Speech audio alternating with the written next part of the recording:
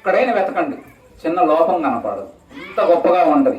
అట్లాంటి రామాయణం మనకు కొన్ని వేల సంవత్సరాలు కాదు లక్షల సంవత్సరాల నుంచి ఆ ఆదర్శం కొనసాగుతా మన భారతీయ తత్వం అంతా కూడా. ఎందుకంటే మనకి పురాణాలు 18 ఉన్నాయి, ఉప పురాణాలను ఇంకొక 54 ఉంటాయి. పురాణం అంటే ఏమిటంటే పురాతనమైనవి, అంటే ఎప్పటికో తెలియదు అంత ప్రాచీనమైనటువంటి పురాణాలన్నీ ఎలా ఉంటాయి అంటే మన దేవతల యొక్క స్టోరీలు అందులో ఎక్కువ ఉంటాయి. అంటే హరిహరులు ఇద్దరి శ్రీమన్నారాయణ మూర్తి ఒక 10 పురాణాలు, ఇట్లా శివమహాదేవుడు ఒక 10 పురాణాలు కథానాయకులుగా పెట్టి ఉంటాయి మనకు ఎక్కువ. అలాంటి పురాణాలన్నీ కూడా దేవతల ఆరాధనలో మనకు అవన్నీ ఉంటాయి. కానీ రామాయణం భారతం ఈ 2 ఇతిహాస గ్రంథాలు. ఇతిహాసము అంటే ఇతి అంటే ఇక్కడ ఇలా జరిగింది, దీన్ని బట్టి మీరు తెలుసుకోండి ఇంకేం కావాలో. రాముడు కావాలన్నా రావణాసుడు కావాలన్నా, కంసుడు అవుతావా కృష్ణుడు అవుతావా, దుర్యోధనుడు అవుతావా పాండరాజు అవుతావా, ఇక నీ ఇష్టం నువ్వు నేర్చుకో అనేది మనకు చూపించే కథే ఇతిహాసము. అంటే చరిత్ర అన్నమాట. చరిత్ర అంటే అర్థం ఏమిటంటే చర అంటే చర అంటే నడియాడినటువంటిది. అంటే త్రికరణ శుద్ధి అంటే మనస వాచ కర్మణ. ఎవరైతే 3 నువ్వు ఆలోచించే పద్ధతి, నువ్వు మాట్లాడే పద్ధతి, నువ్వు నడుచుకునే విధానం 3 ఒకటి కావాలి. అలా ఒక్కటైన వ్యక్తి యొక్క చరిత్రే ఈ లోకంలో లెక్కించబడతా ఉంటాం. అలా లెక్కించబడినటువంటి చరిత్రే మనకు రామాయణం. అనుష్ఠాన దృశ్య కావ్యాలు రామాయణం భారతం 2 కూడా. ఎందుకంటే మనకు జరిగినాయి అంటానికి అనేక రకమైన సాక్ష్యాలు మనకి ఈ రోజు పరిశోధనలో కూడా తేలుతుంది. కృష్ణుడు ఉన్నాడంటానికి ద్వారకా కనపడుతుంది, అనేక రకమైనటువంటి ఆయుధాలు అనేక రకాలు కనపడుతుంది. గ్రంథం అంత పెద్ద రామాయణం బాగుంటే భారతంలో 1700 శ్లోకాల గ్రంథం భారతం. రామాయణానికి రాముడు కథానాయకుడు, భారతానికి కృష్ణుడు వంశానికి కథానాయకుడు కాదు, అది ఒక గెస్ట్ రోల్ లాగా ఉంటుంది. కానీ అసలు కథానాయకుడు ధర్మరాజు. ఆ అన్నదమ్ములు ఎలా ఉండాలి ఆ కథ అంత గొప్పగా ఉంటుంది ఆ కథ. కాబట్టి మనకు రామాయణం అనేది అంత గొప్పగా నేర్పుతా, ఇంత గొప్ప ఆదర్శాన్ని అందిస్తా, ఇట్లా మనకు అందిస్తా ఉంటే మనం సహజంగా ఏమిటంటే మనం కనీసం దాన్ని ఆదర్శంగా తీసుకొని మనం తెలిసినా తెలియకుండా మన జీవన విధానాలన్నీ కూడా మనం అలానే ఉంటాం. భార్యాభర్తలు ఎట్లా ఉండాలో, అన్నదమ్ములు ఎలా ఉండాలో, చిన్న చిన్న లోటుపాట్లు తప్ప అలానే ఉంటాయి. మరి ఈ రాముడిని మనం దేవుడుగా ఆరాధించడం ఇవన్నీ ఏమిటాయి అంటే దేవుడు అనే మాటకి మీకు ఎందుకంటే మీకు సహజంగా దేవుడు అనే దానికి ఒక పరిధి ఉంది, దైవం అనే దానికి పరిధి లేదు. దేవుడు అంటే ఎవరు? రాముడు దేవుడు, కృష్ణుడు దేవుడు, బ్రహ్మంగారు దేవుడు. ఇట్లా మనకి భూమండలం మీద అనేక రకాలుగా ఎక్కువ మంది మనకు దేవుళ్ళు ఉన్నారు. కానీ మరి ఈ దేవుళ్ళు ఉంటే దేవుళ్ళకి ఆపోజిట్ లో కూడా మరి రాక్షసులు, మరి అనేక రకమైనటువంటి దుర్మార్గులు ఉన్నారుగా, మరి వాళ్ళెవరు? మరి దేవుడు మరి రాముడే దేవుడు ఈ సృష్టి మొత్తానికి రాముడే ఆధారం అయితే మరి మిగతా దేవుళ్ళందరూ ఎక్కడ ఉన్నట్టు ఏం చేస్తున్నట్టు? ఇప్పుడు మహమ్మద్ వాళ్ళు దేవుడు అంటారు, అల్లా దేవుడు అంటారు, క్రైస్తవులు దేవుడు అంటారు. మరి ఎవరు ఈ దేవుళ్ళందరూ అంటే లోకంలో మన రాముడు ఎలానో ఇతర దేశాల్లో ఇతర విధానాల్లో ఆ ప్రవక్తలు కూడా అలానే జన్మించారు. కానీ దేవుడు అనే మాటకు అర్థం ఏమిటంటే మంచికి గుర్తు, ధర్మానికి గుర్తు, న్యాయానికి గుర్తు, ఎప్పుడు ప్రజా ఉపయోగానికి పాటుపడ్డవాడే దేవుడు. ఎవరైనా మీకు వచ్చి మంచి పని చేశారనుకోండి, మహానుభావుడయ్యా దేవుళ్ళగా వచ్చి మంచి పని చేశాడు అంటే ఏదో నాపదలో ఉన్నప్పుడు. అట్లాంటి ఈ దేవుళ్ళందరూ కూడా మనకు ఆదర్శంగా ఉంటా, మనం ఎట్లా నడుచుకోవాలో చేసుకుంటా, సాకార రూపంలో మన కోరికలన్నీ తీరుస్తా, మనం చేయి పెట్టుకొని నడిపించేదంతా ఈ దేవుళ్ళు. దైవం అంటే ఏమిటి? ఈ మంచివాడికి చెడ్డవాడికి ఇద్దరికి ఆధారమైంది దైవమే. మనకైనా ఇక పేడ పురుగులకైనా ఆధారమైంది దైవమే. ఇద్దరిని సృష్టించింది దైవమే, అందరిని ఆడించేది దైవమే, అందరిని నడిపించేది దైవమే, అంతా తానై ఉన్నది దైవమే. దైవం మనమై ఉన్నాం, దైవం మనలో ఉన్నది, మనం అందులో ఉన్నాం. అందుకే శివోహం సోహం తత్వమసి వీటన్ని అర్థాలు ఏమిటంటే అది నీవై ఉన్నావు అని చెబుతుంది ఆ శాస్త్రం అంతా కూడా. మనం ఆ విధానంలో మనకి ఈ యొక్క 2 రకాలుగా మన భక్తంతా కూడా 2 రకాలుగా ఉంటుంది. అంటే ఇహలోకంలో బాగుండాలి, నువ్వు పరలోకంలో బాగుండాలి. ఇహలోకం అంటే ఇప్పుడున్న బాహ్య ప్రపంచంలో నీవు సుఖంగా సంతోషంగా ఎప్పుడు మంచివాడిగా ఇతరులకు ఆదర్శవంతంగా మంచి వ్యక్తి అనే కీర్తింపబడేటట్టుగా జీవించాలి. అలాగే పరలోకం అంటే ఏమిటి? పరలోకం అంటే అది మళ్ళీ ఏడవన్న లోకం కాదు. పర అంటే విశ్వం మొత్తం వ్యాపించి ఉన్న మనం దైవం అని చెప్పుకుంటున్నాం చూడు, ఆ దైవ జ్ఞానాన్ని నువ్వు పొందాలి. అది మానవ జన్మ యొక్క ముఖ్య ఉద్దేశం. అందుకనే మన మహాత్ముల కథలన్నీ మొట్టమొదటి దైవ జ్ఞానం పొందాలంటే ఏం చేయాలి? నువ్వు భక్తుడిగా మారాలి. భక్తి నుంచి జ్ఞానానికి పోయి జ్ఞానం నుంచి మళ్ళీ తిరిగి సత్కర్మకు రావాలి. మనకు భగవద్గీత కర్మ భక్తి జ్ఞానం అంటే సత్కర్మలు చేయాలి, భగవద్భక్తిని అలవర్చుకోవాలి, ఆత్మజ్ఞానం పొందాలి. ఈ మూడింటి మీద ఆధారపడి చెప్తా ఉంది భగవద్గీత అంతా కూడా. అందుకని మన హిందువులకు అందరికి కూడా మనకి అనేక రకమైన గ్రంథాలు ఉన్నాయి. మనకు ఒక గ్రంథం కాదు, కోకొల్లలుగా ఉన్నాయి. కానీ అన్ని గ్రంథాల సారాంశం కలిపితే భారతమైంది. భారత సారాంశం మొత్తం కలిపితే భగవద్గీత వచ్చింది. భగవద్గీత సారాంశం కలిపితే విష్ణు సహస్రనామం వచ్చింది. కాబట్టి మనకి ఎవరైనా మీ యొక్క గ్రంథం ఏమిటి అంటే ఆదర్శవంతమైన గ్రంథం మనకి రామాయణం, మరి మనకి ప్రామాణికమైన గ్రంథం భగవద్గీత. భగవద్గీత 700 శ్లోకాల్లో ఉంటుంది. ప్రతి శ్లోకం ఒక ప్రామాణికం. కృష్ణుని యొక్క మహోపహారాలు అయినటువంటి భగవద్గీత మనకు అది ఏమి చెప్పిందో అదే లోకంలో జరిగింది. ఇంక కొత్తగా జరగడానికి ఏం లేదు.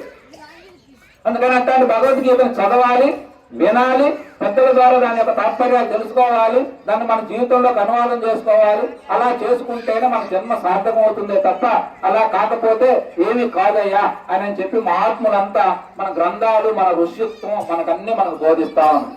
మన సంపద కోకొల్లలుగా ఉన్నది. ఎన్ని గ్రంథాలు ఉన్నాయి మీకు? అన్ని గ్రంథాలు ఉన్నాయి మనకి. అంతమంది దేవుళ్ళు ఉన్నారు. మీ అందరికీ ఒక అనుమానం వస్తుంది. ఎందుకంటే ఇక్కడ మన చర్చీలు ఉన్నాయో లేవో నాకు తెలియదు, కానీ ఇతర పాచేస్తా మన పాస్టర్స్ అంతా మనకు చెప్పేది ఏమిటంటే ఇంతమంది దేవుళ్ళు ఎక్కడ ఉన్నారు, ఇంతమంది ఇక్కడ భారతదేశాన్ని ఎందుకున్నారు అని అంటారు. ఎందుకంటే ప్రపంచం మొత్తం ఎదిగిన 2-3 కంటే ఎక్కువ లేరు భూమండలం మీద. కానీ మన భారతదేశంలో గొంతుకొక గురువు అంటాడు, గొంతుకొక భక్తుడు అంటాడు, జిల్లాకొక దేవుడు ఉన్నాడు, మొత్తం దేశానికి మొత్తం భగవంతుడు ఉన్నాడు. మనం ఈ విధానంలో మనం కొనసాగుతా ఉన్నాం. ఎందుకు మనకి ఇంతమంది దేవుళ్ళు ఉంటానికి కారణం ఏమిటంటే భారతదేశంలో మన పుట్టుకతోనే మన జీవన విధానం సహజంగానే దైవాన్వేషణతోనే పుడుతున్నాం, దైవాన్వేషణతోనే జీవిస్తాం. కారణం ఏమిటంటే మీకు తెలిసినా తెలియపోయినా మీరు దైవాన్ని ఆరాధిస్తున్నారు. కారణం ఏమిటంటే మనం చెట్టును మొక్కుతాం, పుట్టను మొక్కుతాం, రాయిని మొక్కుతాం, రప్పను మొక్కుతాం. ఎందుకు మొక్కుతాం? రాయనే ఉద్దేశంతో మొత్తం. రాయనే ఉద్దేశంతో మీకు తెలిసి చేసినా తెలియక చేసినా అది రాయనే ఉద్దేశంతో కాదు. ఇది సాక్షాత్ భగవత్ స్వరూపం, ఇది రామ స్వరూపం, కృష్ణ స్వరూపం. కృష్ణుడు రాముడు భగవంతుడే. ఏ భగవంతుడు ఇందాక మనం చెప్పుకున్న భగవంతుడు అయ్యి ఉన్నాడు అనే ఉద్దేశంతో మొక్కుతాం. దీనికి ఉదాహరణ ఏమిటి అంటే ఎట్లా మనం ఆ భగవంతుడిని ఎట్లా మనం అనుకుంటామయ్యా అంటే ఒక సందర్భంలో వివేకానంద స్వామి ఇట్లా దేశ పర్యటన చేస్తుంటే ఒక రాజుగారు అన్నాడు, అదేందండి మీరు లేక రాళ్ళకు మొక్కుతా ఉంటారు, రాయి దేవుడు ఎట్ట అవుతాడు అన్నాడు. అంటే సరేనయ్యా మరి రాయి దేవుడు కాదు కదా అని చెప్పి పక్కనే ఆ గోడ మీద రాజుగారి ఫోటో ఉంటుంది. ఈ పక్కన ఉన్న పతానికి చెప్పి కొద్దిగా ఫోటో చేసారా అని తీసుకొస్తాను. తీసుకొచ్చిన తర్వాత ఆ ఫోటో మీద ఉమ్మేయండి. ఉమ్మేయంటే పతాని గారు వనికి అదేందండి అట్ట అంటారు. ఆయన మా రాజుగారు అయితే నేనెట్ట ఫోటో అని ఉమ్మాను. ఆయన మీ రాజుగారు అంటే మీ రాజుగారు కాదు కదా, రాజుగారి ఫోటో వేట, రాజుగారు కాదుగా. మరి ఎందుకని అంత భయపడుతున్నాం అంటే రాజుగారి పట్ల ఉన్న గౌరవం అది రాజుగారి అనేటువంటిది ఉంది కదా. అందుకనే మనం చేసే విగ్రహారాధనలు ఇవన్నీ కూడా మనం విగ్రహారాధన అంతా కూడా ఆ భావనతో ఆ దృష్టితో దైవం మొత్తం వ్యాపించున్నది అనుగుణమని చెప్పి మనకి ఏ ప్రహ్లాదుడు మనం చెప్పిన మాట ఉన్నదో ఆ మాటను మనం పూజ తప్పకుండా పాటిస్తాం. అలా పాటించడంలో అందుకే మన విగ్రహారాధనలో ఎందుకంటే సామాన్యులకు మీకు అర్థమయ్యేది ఒక పద్ధతి. విగ్రహారాధనలో ఉన్న ఆధ్యాత్మిక కోణంలో చెప్పేది ఏమిటంటే ఇప్పుడు మనందరికీ తెలుసు మానవ మర్తనం అక్కడ ప్రతిష్ఠ చేసినటువంటి ఏకశిలామూర్తి పట్టాభి రాముడు అద్భుతమైన మూర్తి మనకు కనబడుతున్నాడు. అవునా? అంతకుముందు అది ఒక శుద్ధంగా ఉన్నటువంటి ఒక కొండక బండ. అవునా? కానీ ఒక శిల్పి చూసిండు, చూసి ఇందులో మనం ఏ స్వామినైనా మనం శిల్ప రూపం ఇవ్వచ్చు అనుకున్నాం. ఎట్లా చేయొచ్చు అంటే మన వాళ్ళు పోయి అయ్యా మాకు ఏకశిలామూర్తి రామ సీతారాముడు హనుమంతుడితో కూడినటువంటి ఒక అర్చనామూర్తి కావాలని చెప్పారు. సరేనని చెప్పింది. ఆయన ఏం చేసిండు, ఆ రాయికి అటుపక్క ఇటుపక్క ఉన్నటువంటి పెంకులు మొత్తం తొలగించి మూర్తిని బయటికి తీశారు. అవునా? మూర్తి మరి ఆ రాయిని అంతకుముందు మరి మూర్తిని మనం చూడలేదుగా. కానీ చుట్టూ ఉన్న పెంకులు తీసేసరికి ఏమైంది, స్వామి బయటకు వచ్చింది. అంటే దీని అర్థం అది మనకి ఏం జరుగుతుంది అంటే నిజమైన ఆధ్యాత్మికత మీకు ఎంతవరకు అర్థం అవుతుందో కానీ అది మనకి ఏం తెలియజేస్తా ఉన్నదంటే మీలో కూడా దుర్గుణాలు సద్గుణాలు రెండూ ఉన్నాయి. దుర్గుణాలు సద్గుణాలు రెండూ ఉన్నాయి. అమ్మా ఆగంట. దుర్గుణాలు సద్గుణాలు ప్రతి మనిషిలో ఉంటాయి. అంటే మంచి చెడు రెండు కలబోసిందే మనసు. కానీ నువ్వు ఫస్ట్ ఏం చేయాలంటే దుర్గుణాలను తొలగించాలి. అంటే వేస్ట్ విగ్రహం ప్రతిమ మీద ఉన్నటువంటి వేస్ట్ రాయంతా తొలగించినట్లుగా నీలో ఉన్న దుర్గుణాలను తొలగించాలి. ఆ స్థానంలో సద్గుణాలను ప్రతిష్ఠించాలి. ఆ తర్వాత అంచెలంచెలకు సద్గుణాలను కూడా తీసేయాలి. తీసేస్తే ఏముంటది? పూజించి ఆరాధించేటువంటి శ్రీరామచంద్ర ప్రభు అందులో కొలువై ఉంటాడు. అట్లాగే నిన్ను నువ్వు అలా ఉరుసుకుంటూ పోతా ఉంటే నీవు ఆత్మగా నీకు తెలిసిద్ది. నీ ఆత్మ విశ్వాత్మ దైవాత్మ అని అర్థం అవుతుంది.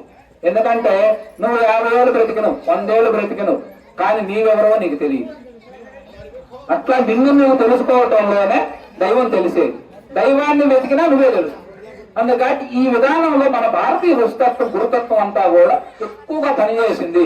అందుకని మన భారతదేశం ఇంతమంది మహాత్ములు జన్మించడానికి కానీ, ఇంతమంది మహాత్ములు జీవించి మానవ లోకాన్ని భక్తి వలలాడించటం కానీ అన్ని చేస్తూ దేనికి అంతకుండా ఎలా జీవించాలో కూడా చెప్పినటువంటి తత్వం అంత గొప్ప తత్వం అన్నమాట.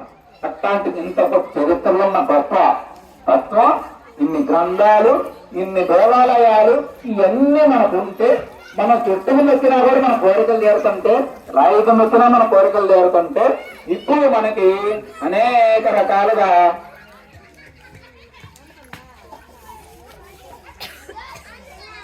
పిల్లలకి వాళ్ళ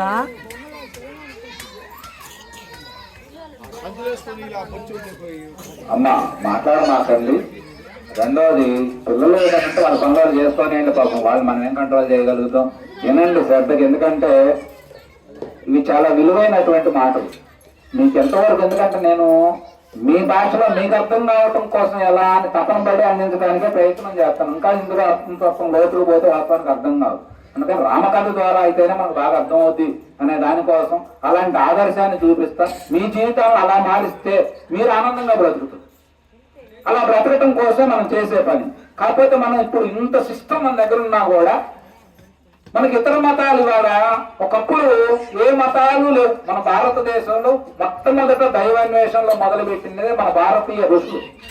మన సృష్టి ఆది నుంచి సప్త ఋషుల దగ్గర మొదలుకొని అనేక ఋషితత్వం, దైవాన్వేషణలో దైవాన్ని కనుక్కొని మానవులందరూ ఈ దైవానుభూతి ఎలా పొందొచ్చు అంటే, ఇప్పుడు భార్యాభర్తల సాంగత్యం వల్ల ఎంత ఆనందపడుతున్నామో దైవం ద్వారా అంతకు 100 రెట్లు ఎక్కువ ఆనందపడవచ్చు అని వాళ్ళు కనుక్కోను. ఆ కనుక్కొని దాన్ని చేరటం కోసం మనకి ఆలయాలు ఇవన్నీ నిర్మించి ఇట్లా 1 by 1 మెట్టు బై మెట్టు ఎట్లా ఎక్కి దైవ జ్ఞానం పొందగలడనే దానికోసం మనకి ఇవన్నీ సృష్టి చేసి చక్కగా మనకు మొట్టమొదటి సృష్టి ఆది నుంచి వచ్చేటువంటి విధానం మనకు ఉంటే, ఈ మధ్య ముస్లింస్ అనేక రకాలుగా వచ్చి మనకి మన భారతదేశం మీద 700 నుంచి 800 సంవత్సరాలు వాళ్ళు పాలించారు. అనేక రకమైనటువంటి మన భారతీయ సంస్కృతి అంతా దెబ్బతింది. వాళ్ళ దెబ్బకి దేవాలయాలు ఇవన్నీ చాలా ధ్వంసం జరిగింది. అట్టని మనం ఇప్పుడు ఉన్నాళ్ళు మనం ఏమనవద్దు, దాంతో మనకు పని లేదు, కానీ జరిగింది. కానీ తర్వాత క్రైస్తవులు 200 సంవత్సరాలు మనం పాలించారు. అనేక రకమైనటువంటి మత మార్పులకి అటు వాళ్ళు వీళ్ళు పూనుకున్నారు. ఎంతమంది పూనుకున్నా ఇప్పటికీ భారతదేశం అంటే హిందూ దేశంగానే ఉన్నది. ఎంతమంది పోకటి వేడుక మొదలుగా నరికినా మళ్ళీ చెట్టు పిలకలేసి చెక్కు చెదరన గోరలాగా తయారయ్యి ఉన్నది. ఎందుకో తెలుసా? ఆత్మతత్వం, ఆత్మ జ్ఞానం, అందరూ సమతా భావన కలిగినటువంటి హృదయాలు మనయే. మనం ఇప్పుడు నేనున్నా, మీరు ఏ గుడికైనా బొమ్మనే చెబుతా, ఏ గుడికైనా పోండి, మంచిని తెలుసుకోవాలి. ఏ గురువు దగ్గరికైనా పోండి, ధర్మంగా నడుచుకోవటం, సత్యాన్ని తెలుసుకోవాలి. ఇలా చెప్పి నడిపించేటువంటి తత్వం మన గొప్ప తత్వం. ఎవరు పెట్టినా తినటానికి పోతాం, ఎవరు అడిగితే సందాయడానికి పోతాం. మనకి ఏ తత్వం లేదు, భిన్నత్వం లేతత్వం.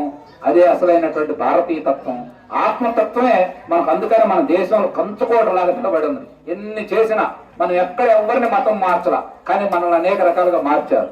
ఇప్పుడు ముఖ్యంగా మనకి అంతకు ముందు ఏంటంటే ఈ యొక్క క్రైస్తవ మతం మన దేశంలోకి వచ్చినప్పుడు అప్పుడు మనం కాస్త పేదరికంగా ఉన్నాం. మొట్టమొదట మన దేశం స్వతంత్రం వచ్చిన టైంలో అప్పుడు వీళ్ళందరూ మనకు చెప్పేది ఏమిటంటే, మీ పిల్లలకి కాస్త చదువు తెప్పిస్తాం, గుడ్డలు ఇప్పిస్తాం, మీకు వైద్యం చేపిస్తాం, మా స్కూళ్ళల్లో జారండి అని చెప్పి పాయరం డబ్బంతా తీసుకొచ్చి పెట్టి వాళ్ళని మనం ఏమనుకున్నామంటే మనది సమతా హృదయం కదా, ఏ ముందు యాడైతే ఏమైంది, ఏ దేవుడే ఏ మనిషి అయిన మనిషిగా అని చెప్పి మనందరం చిన్నంగా కలిసామట. కొంతమంది కలిసిన తర్వాత వాళ్ళు ఆ తర్వాత చిన్నగా పేర్లు మార్చారు, మతం మార్చారు, మారుతా ఉన్నారు. ఈ రకంగా కొన్నాళ్ళుగా జరుగుతూనే ఉంది. ఈ అంతకుముందు అటు ఆ ప్రాంతంలో ఉన్నది ఎక్కువ, మన గుంటూరు జిల్లా ఆ ఏరియాలో. ఈ మధ్య కాలంలో నేను చిన్నప్పటి నుంచి ఎక్కువ ఇటు రాయలసీమకి ప్రయాణం, బుల్లచెరు మండలం, ఎర్రగొండపాలెం ఇవన్నీ తిరుగుతా ఉన్నాం. అప్పుడు ఎక్కడ ఒక చర్చిలు మనకు కనపడలా. కానీ ఈ రోజు ఊరికి 2, 3, 4, 5 ఉంటుంది. ఒకప్పుడు మన గుళ్ళు అన్ని, ఇప్పుడు మనకంటే వాళ్ళు ఎక్కువైంది. రెండవది, మనం కోట్ల రూపాయలు ఇప్పుడు ఈ గుడి కట్టాలంటే మనకు ఒక 50 లక్షలు అయింది. మీరు కట్టారు, శనివారం ఆ దండం పెట్టుకొని ఇంటికి పోతారు, పట్టించుకోండి దీని గురించి చెప్పేవాళ్ళు లేరు, అడిగేవాళ్ళు లేరు, మనకు అంత తీరిక లేదు. ఏదో భజన చేసుకున్న స్వామి ప్రసాదాలు తెచ్చుకుంటే వెళ్ళిపోతాం. కానీ వాళ్ళు 4 రేకులు వేస్తారు, ఒక మైలు పెడతాడు. అంతకుముందు ఒక ఆదివారం మధ్యాహ్నం 1 గంట చెప్పేవాళ్ళు. ఇప్పుడు ఆదివారం లేదు, శనివారం లేదు, శుక్రవారం లేదు, అన్ని వారాలు వాళ్ళే. ఆ రకంగా ఎయ్యంగా ఒక రాయి తగిలింది, తిట్టంగా ఒక తిట్టు తగిలిద్దని ఈ బోధనా విధానం బాగా పెంచారు. పైగా వాళ్ళకు జీవన విధానం బ్రతుకుదేరు అయ్యేసరికి మన వాళ్ళనే మార్చి మనకు వ్యతిరేకంగా తయారు చేసి ఇవాళ చక్కగా ఈ రాయలసీమ ప్రాంతం అంతా కూడా, ఎందుకంటే ఇక్కడ అమాయక జనం ఎక్కువ మంది, అంటే మంచి మనసు ఉంటది కానీ అమాయకంగా ఉండే మనుషులు కావటం వల్ల వాళ్ళని ఆశీర్వాదం చేసుకొని, ముఖ్యంగా ఇక్కడ ఉండేది ఏమిటంటే మీకు ఎంత అభివృద్ధి చెందినా కూడా కాస్త వెనకబడ్డ ప్రాంతంగానే ఉంటాం. ఇప్పటికీ మీరు ఏదైనా వస్తే జ్ఞానపరమైన మాటలు మీరేం అడగట్లేదు. ఎంతప్పటికీ ఏమిటంటే సెంటిమెంటల్గా ఉండేవి, లేకపోతేనేమో ఏమన్నా మహిమల గురించి అడిగేవి. మీరు ఎక్కువ మహిమలు వాటి వైపు ఇష్టపడతా ఉంటారు. అంటే మనకు ఆరోగ్యం బాగా ఎవరో కాస్త మట్టి తీసి పెట్టిండు పోయింది, మనకేదో చచ్చిపోతే లేపిండు, లేకపోతే ఏదో ఆత్మ తీసి ఏదో చేసిండు. ఈ రకంగా మన రామయోగి తాత బ్రహ్మం గారు ఇట్లాంటి వాళ్ళు కొంతమంది మహిమలు ప్రదర్శించారు. ఎందుకంటే వాళ్ళు సిద్ధపురుషులు అందరూ మనం అనుమానం లేదు. కానీ మా మహాత్ములు చెప్పే మాట, మూల గ్రంథాలు చెప్పే మాట ఏంటంటే మహిమలన్నీ మాయలే, వాటి వల్ల మీకే జీవితం సార్థకత కాదు. ఎందుకంటే సైన్స్ ఒప్పుకోవట్ల అందుకు కావట్లేదు. కాబట్టి ఇప్పుడు ఏం చేశారంటే వాళ్ళు ఈ బోధలు చేస్తా, ఇప్పుడు మనం బాగా ఆర్థికంగా ఎదిగినాం కాబట్టి ఇప్పుడు మీకు, అప్పుడు మనం విగ్రహారాధనలు అనే మాట మీరు ఎక్కువ వినేవాళ్ళు. ఈ మధ్య విగ్రహారాధన మాట ఇంటర్లా. ఎందుకని? వాళ్ళు మనకంటే పెద్ద విగ్రహాలు కాకుండా ఇంకా వాళ్ళు మనకేం చెబుతారు. అందుకని విగ్రహారాధన పెరిగింది. ఇవాళ వాళ్ళు ఎక్కడ చూస్తున్నారంటే ఎవరికి ఒంట్లో బాగలేదో చూస్తారు, ఎవరింట్లో తాగుబోతు వాళ్ళు ఉంటారో చూస్తారు, ఎవరింట్లో తిరుగుతుంటారో చూస్తారు. ఆడవాళ్ళ దగ్గరకు వచ్చి చక్కగా అమ్మ ఏంది మేము తాగుతున్నాడా, 2 రోజులు చర్చి ఖచ్చితంగా తాగుడు మానేస్తాను చెప్తారు. మనం నిజమే కావాలని పోతాం, పోతే ఇరుకుంటాం. ఆ తర్వాత అమ్మ ఇరుక్కుంటది, తర్వాత పిల్లలు పోతారు, తర్వాత భర్త పోతాడు, ఇవన్నీ పోతాయి. ఏమైందయ్యా పోతే మరి ఆయనైనా దేవుడేగా అంటే మన సంస్కృతికి ఆ సంస్కృతి ఆ భాష మంది కాదు, వేష మంది కాదు. దానికి ఉన్నది ఒక గ్రంథం. ఆ గ్రంథం ఎన్నో సభలు జరిగి అది ఎంతవరకు ప్రామాణికం అనేది దాని గురించి మనం మాట్లాడడం అనవసరం. మనకి అద్భుతమైనటువంటి మనకు సంస్కృతి అంతా దెబ్బతింటది. ఎందుకు దెబ్బతింటది? ఒక మనిషి అటు పోతే మీ అందరికీ తెలుసు, వాడు ప్రసాదం తీసుకోడు. మనం దేవుడికి చేల కార్యక్రమం పెట్టుకుంటాం, కంకగా పెడతాం రాదు, పెళ్లికి పెడతాం రాదు, ఎందుకంటే దేవుడు పెట్టాం. అంటే ప్రతిదీ విడదీసే విధానం అంతా కూడా దైవికం ఎలా వచ్చి చెప్పండి, ఆలోచించండి మీరు అందరూ. రేపు పొద్దున మనకు ఇక్కడే వచ్చి వాళ్ళు బోధ చెయ్యంగా మీకు ఇక్కడ బయట ప్రాంతం ఏమంటే చెయ్యాలి, మీరు తొక్కుళ్ళు ఇట్లాంటి సంబంధాల గురించి మీకు సెంటిమెంట్లు ఎక్కువ ఉంటాయి. ఏ సెంటిమెంట్ ఉన్నా ఏమున్నా మన గ్రంథం భగవద్గీత ప్రామాణికంగా కృష్ణుడు లాంటి వాడు ఇంతవరకు భూమండలం మీద జన్మించలా, ఇక మీదట కూడా జన్మించడం లేదు. కలియుగం మొత్తానికి సరిపోయేంత ఆత్మబోధ అందులో ఉన్నది. అంత ప్రామాణికమైన గ్రంథం. అట్లాంటి మార్పులు చెప్పే మాట ఇవన్నీ మనం తీసుకుంటే అలాంటి భగవద్గీత చెప్పే మాట ఏమిటంటే కర్మ సిద్ధాంతం. ఎవరు ఏ కర్మ చేసుకుంటే ఆ కర్మ ఫలాలను వాళ్ళు అనుభవించాల్సిందే. ఇది మొట్టమొదటి మనం గుర్తుపెట్టుకోవాలి. నువ్వు పూజలు చేసినా దాని ఫలం ఉంది, తప్పు చేసినా దాని ఫలం ఉంది. ఇలా నువ్వు ఏదైనా చెయ్యి, ప్రతిదీ నువ్వు అనుభవించాల్సింది. ఎందుకంటే పాపం నీడలాగా ఎంతబడుతుంది అవుతుంది. అనవసరంగా నువ్వు దూషించావా, దూషించినందుకు కూడా ఫలం ఉంది. భారతం అవుతుంది. జీవహింస చేసే వాళ్ళకి అనేక రకమైనటువంటి కర్మలు ఫలాలు ఉన్నాయని చెప్తా ఉంది. అందుకని ఈ రకంగా మనం తీసుకుంటే ఎందుకు మనం ఇవన్నీ కర్మ సిద్ధాంతం ప్రకారం ఫలాలు ఉంటే ఇవన్నీ మరి జరుగుతుంటే ఇవన్నీ చేయాలంటే వాళ్ళు మీకు ఏదో చేస్తామని చెప్పినా అవన్నీ జరిగేవి కాదు. ఎందుకంటే వాళ్ళు చెప్పే ప్రసంగాలన్నీ అభద్రమైనటువంటి ప్రసంగాలు, అబద్ధమైనటువంటి సాక్ష్యాలు. మాకు ఇది తగ్గింది అది తగ్గింది రకరకాల చెప్పేవన్నీ కూడా అబద్ధమైన సాక్ష్యాలు, డబ్బులు ఇచ్చి చెప్పించి చేసేటువంటి ప్రక్రియ. అందులో ఎప్పుడు మనం నమ్మకూడదు. మన సంస్కృతి మనకు దెబ్బతింటే, ఎందుకంటే ఆంజనేయ స్వామి రామచంద్ర ప్రభు ప్రయాణం వెళ్ళేటప్పుడు ఆయన అడిగాడు, అయ్యా అక్కడ కూడా మరి రామ భజన రామకీర్తనలు ఉంటాయంటే అక్కడేం అవసరం లేదయ్యా, ఉండవయ్యా. కానీ అంటే అట్టయితే నేను భూలోకంలోనే ఉంటానని చెప్పి రామచంద్ర ప్రభు దగ్గర ఆజ్ఞ తీసుకొని ఆయన భూలోకంలోనే ఎక్కడ రామ కీర్తనలు, రామాయణాలు, రామ భజనలు ఇవి జరుగుతా ఉంటే హనుమంతుడు ఖచ్చితంగా అంతేకాదు వేషమాన చెప్పిన మాట ఏమిటో తెలుసా? భూమండలంలో శివ హరినామ స్మరణ ఏ రోజైతే జనం వదిలిపెడతారో, భగవద్గీత వాక్యాన్ని ఎవరైతే పట్టించుకోరో, రాముడి ఆదర్శాన్ని ఎవరైతే విడనాడి వదిలేస్తారో, అట్లాంటి టైంలో ఈ భూమి అనేది అవసరం లేదంట. ఎందుకంటే మానవ జాతి కోసం ఏర్పడిన భూమి మీరు ఆదర్శంగా లేకుండా అధర్మంగా పోతా ఇవన్నీ చేస్తా ఉంటే భూమి మళ్ళీ సోలో తన ఉపశమనం జరిగింది అని చెప్పి మహాత్ములు వచ్చిన కాబట్టి మనము ప్రపంచానికి శాంతి స్థాపన చేయటమే మన యొక్క ముఖ్య ఉద్దేశం. అందుకని ఈ రోజు ప్రపంచం మొత్తం మనందరికి ఇప్పుడే చెప్పుకున్నాం, ఇతర మతాల వాళ్ళందరూ మన మీద దాడులు చేసి మనం మార్చారు. కానీ ఈ రోజు ప్రపంచం మొత్తం మన వాళ్ళని మన గురుతత్వాన్ని ఆహ్వానిస్తుంది.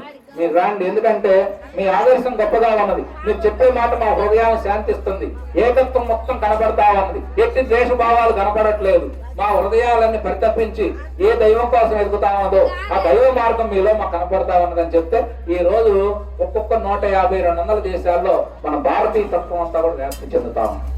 పోనీ అక్కడ పోయి మనం ఎవరినైనా బలవంతంగా మతం మార్చినట్టు ఎక్కడ మన చరిత్ర లేదు. అందుకని మతం అంటే ఏమిటో తెలుసా? మతిని మార్చుకున్నాం అనుకోండి, తల్లిని మనం మార్చుకోగలమా చెప్పండి? భారతదేశం మహాత్ములు చెప్పే మాట ఏమిటంటే, భూమండలం మీద భారతదేశం గొప్ప కర్మభూమి. అంటే నువ్వు ఏం చేస్తా ఫలాలను అందిస్తుంది. వేద భూమి, ప్రామాణికమైనటువంటి 4 వేదాలు సృష్టి ఆరంభంలో ఆవిర్భవించినటువంటి వేద భూమి మనకు ప్రమాణం. ఇవాళ మన పెళ్లిళ్లలో మీ అందరికి మంత్ర ఉచ్చారణ చదువుతుంటే సంస్కృతం, ఎందుకంటే మన గ్రంథాలన్నీ సంస్కృతంలో ఉన్నాయి. ఎందుకంటే దేవతలు మాట్లాడుకున్న భాష అది.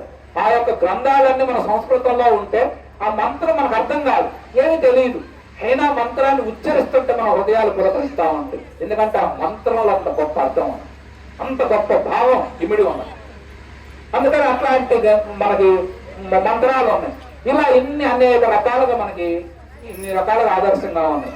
ఇట్లాంటి ఆదర్శం అంతా మనల్ని, అందుకే మహాత్ములందరూ కూడా మన యొక్క కార్యక్రమాలు, మన దేవాలయాలు మనకి ఇవన్నీ జరుగుతూ ఉంటాయి. ఇక కోరికలు తీర్చడం విషయానికి వస్తే, మీరు కోరిక తీరాలంటే దీనికి ఒకటే మార్గం, మీకు సూట్ అయినటువంటి సూత్రం ఏమిటంటే, మనం ఏ దేవాలయాలకని వెళ్ళండి, ముఖ్యంగా మనం గ్రామం బాగుండాలంటే ఈ యొక్క రామాలయం భజన కార్యక్రమం తప్పనిసరిగా జరగాలి, శివనామ కీర్తన జరగాలి. హరిహరులు ఇద్దరికి వారానికి 2 రోజులు భజనలు, నెలకు 2 నెలలకు ఒకసారి ఇట్లాంటి సత్సంగ కార్యక్రమాలు జరిగితే గ్రామంలో చైతన్యవంతులు అవుతుంది.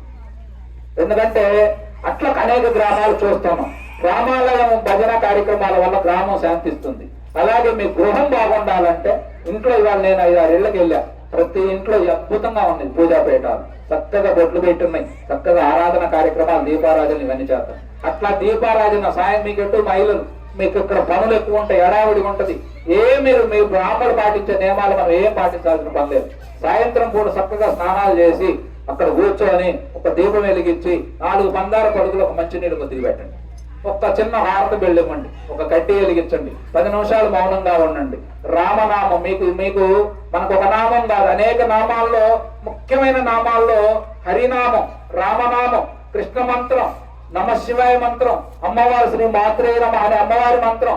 ఈ మంత్రాల్లో మీకు ఏ రూపం బాగా ఇష్టం అయితే, హనుమంతుని మంత్రం ఏది ఇష్టం అయితే ఆ మంత్రాన్ని మీరు మనసులో బాగా స్మరించండి, ధ్యానించండి, తప్పించండి, జపించండి. కుటుంబం సత్తబడి ఖచ్చితంగా, అందులో అనుమానం లేదు. కుటుంబానికి అది శ్రేయస్సు, గ్రామానికి ఇది శ్రేయస్సు. ఈ రెండింటిని మనం కాపాడాలి.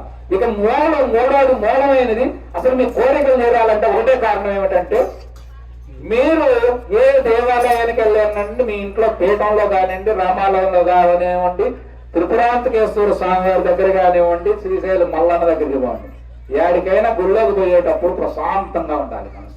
అంటే మీరు అంతా ఏంటంటే ఇది అడావుడికి పోమాకండి. అడావుడికి పోతే మనం పొద్దుగూకుడు మనం అక్కడికి రా, ఇప్పుడు మీకు 100 కిలోమీటర్లు వచ్చినాం స్వామిని చూద్దాం, ఆడికి వచ్చేది అడావుడికి పోతే ఉపయోగం లేదు కదా. అక్కడికి వచ్చిన తర్వాత ప్రశాంతంగా ప్రతి అనుభవం స్వామిని, దాన్ని ఎవరు సంకల్పం చేశారు, ఎవరు కట్టారు, మహానుభావులు ఎంత గుడి కట్టారయా, ఎంత కష్టపడి ఉంటారని వాళ్ళని కూడా ఒకసారి స్మరించి అనువనువన స్వామివారిని దర్శిస్తా లోపలికి పోయిన తర్వాత మూలమూర్తి ఉంటాడు. మన త్రిపురాంతకేశ్వర స్వామి దగ్గరికి పోతే బాగానే మీరు చాలా మంది తెలియక ఏంటంటే నమస్కారం పెడితే తలక వెంటనే ఉంచేస్తారు, ఉంచకూడదు. స్వామి యొక్క 2 నేత్రాలు బాగా తెరిచి మీకు ఎంత అవకాశం ఉంటే అంత, అంటే మినిమం అక్కడ ఒక నిమిషం కూడా మనకు ఉండదు అనుకోండి. సపోజ్ బాగా మనం సెంటిమెంట్ పండగలప్పుడు, వారాలప్పుడు, జనం అడావుడప్పుడు ఎక్కువ వెళ్తా ఉంటాం, అప్పుడు పెద్ద సమయం ఉండదు. కానీ మనకు అవకాశం ఉంటే ఖాళీ టైంలో పోయి చక్కగా మనకి ఏ సమస్య ఉన్నా స్వామివారి యొక్క నేత్ర పర్వంగా బాగా మనం స్వామివారిని దర్శించాలి. స్వామి మనసారా దర్శించి స్వామి యొక్క నామాన్ని జపించి నీ మనసులో ఏదైతే నిన్ను బాధ పెట్టి పీడిస్తా ఉన్నదో, ఏది అవసరమని నీ మనసు పరితపన చెందుతా ఉన్నదో, అది పిల్లల ఉద్యోగం కావచ్చు, భర్తలో ఉన్న వ్యసనాలు కావచ్చు, భార్యలో ఉన్న మార్పులు కావచ్చు, లేకపోతే సమాజపరమైన హితం కావచ్చు, ఏదైతే నీకు అనిపిస్తా ఉన్నదో, స్వామి ఇది లేకపోతే నేను బ్రతకలేకపోతాను, ఇది నాకు కరుణ, నువ్వు కరుణించు స్వామి, నాకు నా పట్ల దయచూపు అనేది మనం ఒక్కసారి మనసారా స్వామిని దర్శించి రెండు నేత్రాలు మోస్తే, శిరసుంచితే ఒక్క దెబ్బ మన కళ్ళల్లోకి ఎచ్చటి నీటి చెమ్మ వస్తుంది. ఒక్కసారిగా స్వామికి ఆ కోరిక చేరితే నీకు ఆ కోరిక ఆ పరిధి ఎంత సమయం ఉంటుందో, అంటే ఒక్కొక్క కోరిక ఇప్పుడు మేము రావాలనుకో రోడ్డు కాగలేకపోతే మనకి అరగంట పడుతుంది. అదే బైక్ ఉండి రోడ్డు కాబట్టి 10 నిమిషాల్లో వస్తాం. అట్లా ఇప్పుడు మా ఊరు పోవాలనుకో 3-4 గంటలు పడుతుంది. అంటే నువ్వు కోరుకునే కోరికను బట్టి, నువ్వు చేసే పనిని బట్టి, నీకున్న సమయాన్ని బట్టి నీ కోరిక తప్పనిసరిగా తీరింది. అది నువ్వు త్రిపురాంతకేశ్వర స్వామివారిని తెలుసుకో, బ్రహ్మరామ అమ్మవారిని తెలుసుకో, రామచంద్ర ప్రభువుని తెలుసుకో. ఇంకా రహస్యం చెప్పాలంటే నీ ఇంట్లో నీ ఫోటో నువ్వు ఆరాధించే ప్రతి మూర్తి నీ కోరిక చేస్తుంది. తీరువులు అంటానికి కారణం ఏమిటి, తీర్చిద్ది అంటానికి కారణం ఏమిటంటే మన పూర్వీకులు అప్పుడు ఇప్పటికీ మన చెట్లని తులసి చెట్టుకు పూజ చేస్తాం. దానివల్ల మనకు ఆరోగ్యం, ఆయుష్ పెరుగుతుందని మనం నమ్ముతాం. రావి చెట్టు, యాప చెట్టు మన కోరికలు తీరుస్తున్నాయి. మనం ఎక్కడన్నా బావి తవ్వితే గంగమ్మ తల్లి దగ్గర చిన్న 3 రాళ్ళు పెట్టి అమ్మవార్లుగా అయ్యవార్లుగా ఆరాధిస్తాం, మన కోరిక తీరుతాం. ఎందుకు తీరదు? దీనికి మనకు ఎక్కడో ఉన్న క్రీస్తు వచ్చి ఆయన వచ్చి మన కోరికలు తీరవలసిన పనిలే. అందుకు మీరు మతాలు మార్చుకోవాల్సిన పనిలే. మార్చాల్సిందల్లా మతి మారాలి. మతి మారితే, ముఖ్యంగా మీరు ఇవన్నీ చేసుకోగలిగితే కుటుంబం సుభిక్షంగా ఉంటుంది. వీటన్నింటికి మించి ఇంకా ఏమిటంటే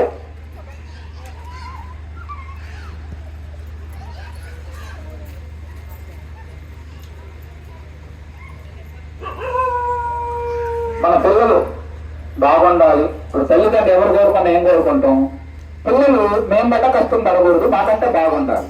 మన తాతలేదే, మన అయ్యలేదే, మనం అదే, మన పిల్లలు కూడా కోరుకునేది అదే. అంటే మనం చేసిన పని కాకుండా మెరుగైన జీవితంలోకి ఎలా పోవాలనే దాంట్లో ఈ సృష్టి నూతనత్వానికి ఎప్పుడు కూడా, ఒకప్పుడు మనకి రహదారులు దారులు వచ్చినాయి. ఒకప్పుడు మన వాస్తవానికి మనుషులు అందంగా కూడా లేవు సృష్టి ఆదిలో. తర్వాత అందం మీద మక్కువతో సృష్టి, ఎందుకంటే నువ్వేది సంకల్పం చేస్తే జరుగుతూ ఉంటాం. అలా జరగటంలో మనం ఈరోజు మన పిల్లలు బాగుండాలంటే అర్థం ఏమిటంటే ముందు తల్లిదండ్రులు బాగుండాలి. మనకు భారతదేశంలో ప్రపంచంలో ఎక్కడా లేనటువంటిది మనకు మహాత్ములు కనిపెట్టి మనకి ఇచ్చింది ఏమిటంటే, 1 కుటుంబ వ్యవస్థ, 2 దేవాలయ వ్యవస్థ. కుటుంబ వ్యవస్థ అనేది ఎంత పటిష్టంగా బాగుంటుందో, నీకు గ్రామాలు అంత బాగుంటాయి, మానవ జాతి అంత వృద్ధి చెంది ఆనందంగా బ్రతుకుతుంది.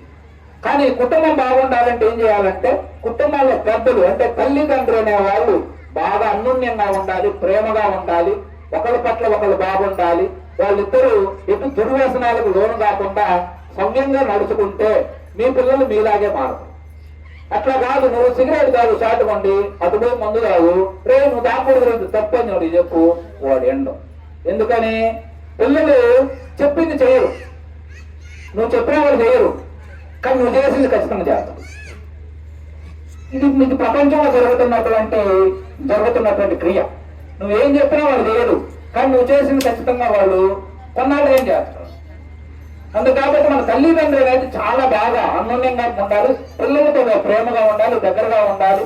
భార్యాభర్తలు కూడా ఆడవారిని చిన్న చూపుగా ఎప్పుడు చూడకూడదు. ఎందుకంటే మనకు రామతత్వం సృష్టి ఆది నుంచి బ్రహ్మదేవుడు సరస్వతీదేవిని, విష్ణుమూర్తి లక్ష్మీదేవిని, పార్వతీదేవిని శివుడు సాక్షాత్తు భాగం ఇచ్చి మనం కాపాడుతున్నట్టుగా మూలమూర్తులే చెబుతున్నాం. ఆ తర్వాత ఆదర్శవంతుడు రాముడు ఎట్లా మనల్ని సీతమ్మ తల్లిని కాపాడుకున్నాడో మనం చూసాం. అందుకని శ్రీమూర్తి ఎక్కడ కన్నీళ్లు పెడితే ఆ కుటుంబం, ఆ గ్రామాలు బాగోవని చెప్పారు. అందుకు ఉదాహరణ ఏమిటంటే, భారతంలో వనపర్వంలో మరి కురువంశ కోడలైనటువంటి 5 ధర్మాత్ములకి మరి భార్య అయినటువంటి మరి అగ్ని స్వరూపమైనటువంటి అమ్మవారు, అలాంటి మరి మాతని వారు చెరబెట్టి చాలా ఇబ్బందులు గురి చేశారు.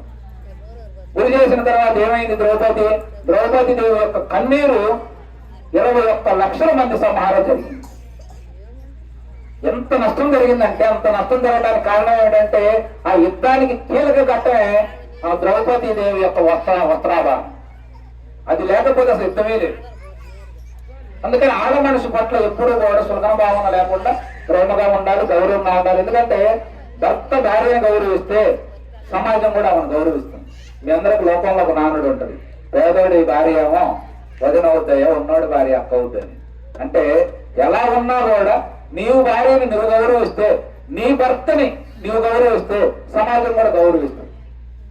అందుకని అలా ఒకరినొకరు గౌరవించుకుంటా ఉంటే పిల్లలు కూడా సంతోషంగా గౌరవించుకుంటా ఉంటారు.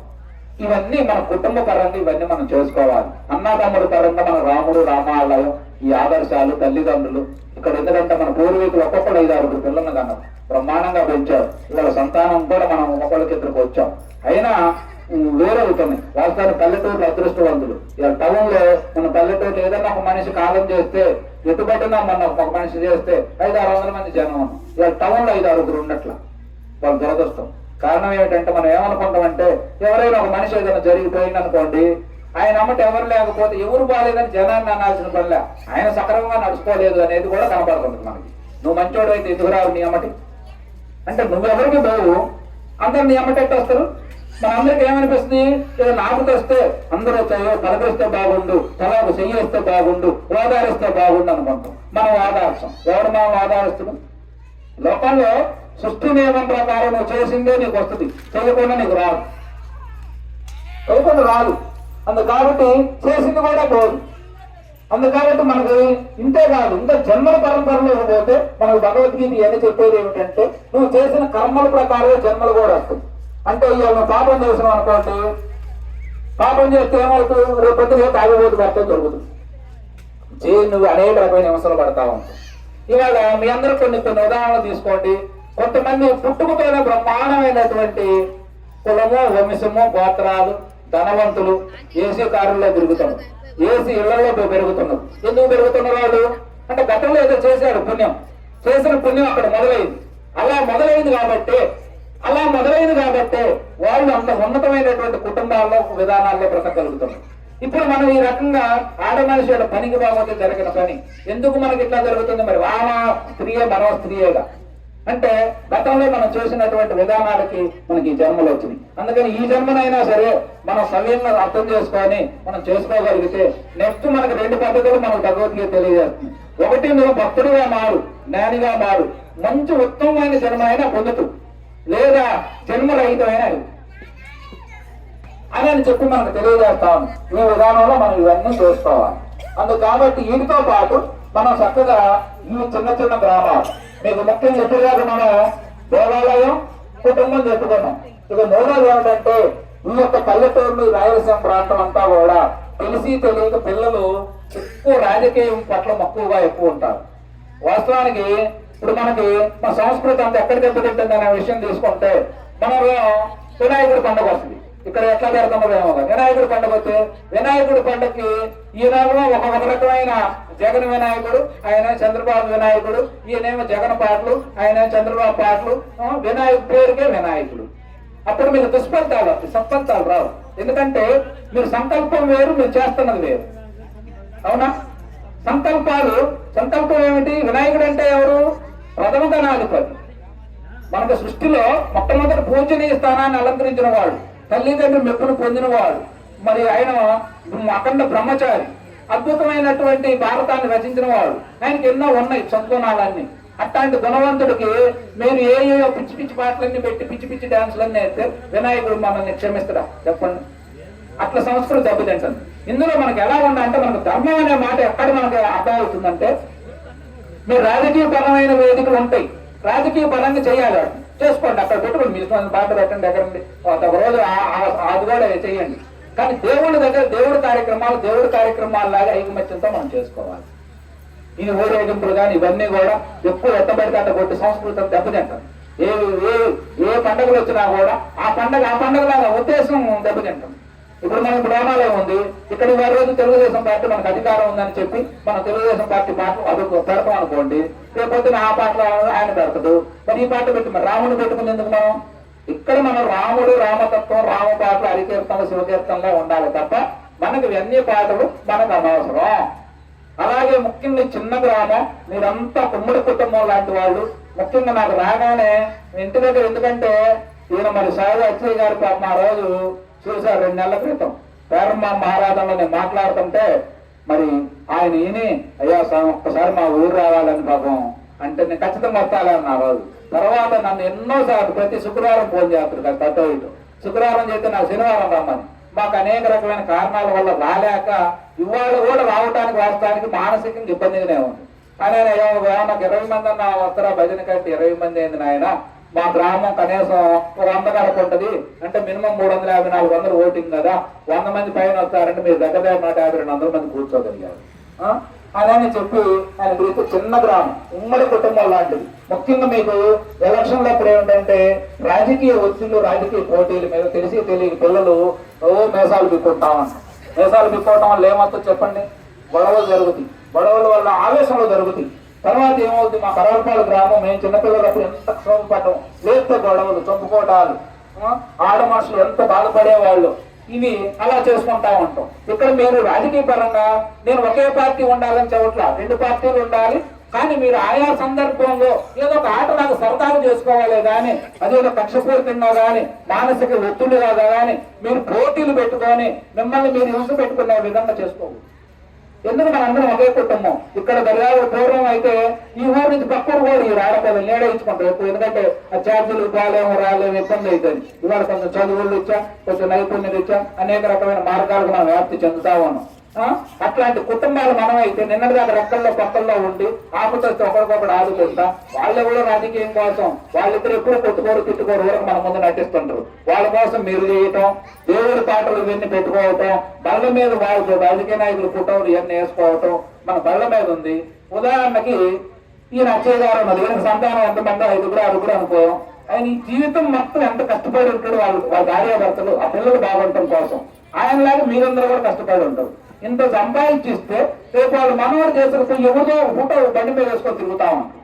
నేను చెప్పదలుచుకుంది ఏంటంటే వాళ్ళకి ఎందుకు వేయాలి? మీ తాత ఫోటో వేసుకో, మీ ముత్తాత పేరు వేసుకో, వంశాన్ని గర్వంగా చెప్పుకో, వాళ్ళు చేసిన మంచి పనిని ప్రచారం చెయ్యి, వాళ్ళలాగా నువ్వు జీవించడానికి చెయ్యి. మనకు మంచి సంస్కారం ఉంటే ఎవరి ఫోటోలు ఎవరి కథలు మనం ఎందుకు అవసరం ఏమో చెప్పండి. రాముడు ఫోటో పెట్టు. రాముడు అంటే నిజమైన నాయకత్వం కలిగినటువంటి వాడు, ఆదర్శమూర్తి. దేవతలందరికీ సర్వ సైన్యాధ్యక్షుడు కుమారస్వామి, శివపుత్రుడు. ఇట్లాంటి మహాత్ములు ఎంతో మంది ఉన్నారు. అట్లాంటి వాళ్ళ ఫోటోలు మనం వేసుకోవాలి. ఎందుకంటే ఇప్పుడు నేనున్న నా యొక్క భాష మీకు ఏమర్థమైన అర్థం కాకపోయినా భావం మీ యొక్క హృదయాన్ని తాకుతా ఉంటుంది. ఎందుకంటే ఇప్పుడు మనందరం కూర్చున్న సంకల్పం అది. కాబట్టి నీలో నిజంగా నాయకత్వ లక్షణాలు, నీలో గొప్పతనం ఇవన్నీ పెరగాలంటే మనం తీసుకునే ఆదర్శాన్ని బట్టే మన జీవితాలు ఉండేది. నువ్వేది ఎంపిక చేసుకున్నావు అది నీవు అవుతావు అంతే. అది నీవైతే ఇప్పుడు నువ్వేం కావాలనుకుంటున్నావు? మంచివాడు అనిపించుకోవాలనుకుంటావు. కుక్కల పనులన్నీ చేస్తే మంచివాడు ఎంత అనిపించుకుంటావు? మంచి పని చేయాలి, మంచివాడు అనిపించుకోవాలంటే కర్మ సిద్ధాంతం నువ్వు ఏం చేస్తే అదే నీకు వస్తుందని చెప్తున్నప్పుడు మంచి పనులే చేయాలి, మంచివాడిగానే బ్రతకాలి. ఆ కారణం ఏంటంటే ఇంకొకటి, జన్మలు ఉన్నాయి. కానీ ఏ జన్మలు ఉన్నాయి ఏ జన్మలు లేకపోయినా ఇప్పుడు ఉన్నది మాత్రం ఈ జీవితం, ఈ జన్మ ఒకటే. 50 ఏళ్ళు 60 ఏళ్ళు 100 ఏళ్ళు నీకు ఆయుష్ ఉంది. నువ్వేం చేయగలవో కుటుంబం కోసం కుటుంబ ధర్మాలను నెరవేర్చు. సమాజానికి ఏదైనా చేతన అయితే కట్టు బోధుడు. వీటన్నింటి మించి భక్తిని అలవర్చుకోవాలి. ఎందుకంటే మన రాయలసీమ ప్రాంతాల్లో ఎంతో మంది మహాత్ములు, రామన్న యోగి దగ్గర నుంచి, బ్రహ్మంగారి దగ్గర నుంచి, మన యొక్క కాశీనాయన, ఇక రామయోగి తాత, ఇట్లా నరసయ్య గారు, నాసరయ్య మఠం, ఇట్లా అనేక రకమైన మహాత్ములు జన్మించారు. కానీ మీరు ఎక్కువగా ఏంటంటే మహిమల వైపు పోమాకండి. మహిమలంటే ఏదో నాకు చాలా మంది ఏంటంటే మన రామయోగి తాత ఏదో బుడ్రాలు నడిపించండు, నడిపిస్తే ఉపయోగం లేదు. నీకు కోపం వచ్చింది, నువ్వు జయించగలవా లేదా? నీకు తాపం వచ్చింది, దాన్ని నువ్వు అదుపులో పెట్టుకోగలవా లేదా? నీ మానసికంగా ఏదైనా ఒడిదుడుకులు వస్తే దాన్ని ఆపుకోగలవా లేదా? నీకు ఏమైనా కూడా భావోద్వేగాన్ని నువ్వు అదుపులో చేయగలవా? నీకు ఇవాళ అప్పులు ఉంటాయి, రేపొద్దున ఆస్తులు వస్తాయి, గర్వపడకుండా ఉండగలవా లేదా? నీ మానసిక వ్యవస్థలో పూర్తి మొత్తం జ్ఞానంతో నిండాలి. సత్య దర్శనం కావాలి, ఆత్మజ్ఞానం పొందాలి. ఇవి మనకు ముఖ్యం. మహిమలో ఇది ఎక్కడోది కాదు. ఎందుకంటే మహిమలనే విషయాలను తీసుకుంటే ఇవాళ ఏదో మీకు వస్తుంది, నాలాంటి వాడు వచ్చా ఏం కాదులేమో దారం నడక తగ్గితే తప్పవచ్చు. ఎందుకంటే మనందరూ సంకల్పం చేశాం, నేను సంకల్పం చేశా, నీకు బాగుండాలి, అబ్బాయికి ఆరోగ్యం ఉండాలి, బాగుండాలి, శివయ్య తండ్రి అని చెప్పి ఆయన దండం పెట్టి చేశా కొంత అనుగ్రహం ప్రకృతి పరంగా కలిగింది. కానీ ఇవి చేయండి, ఈ తప్పు లేదు. కానీ అచ్చం ఏదో మహిమల వైపు పోయి ఇవన్నీ ఇంకొకటి మనకి ఈ దెయ్యాలు ఇవన్నీ మీకు ఉంటాయి. దెయ్యాలు ఏ దెయ్యాలు లేవు, ఉన్నదొకటే ఆత్మే.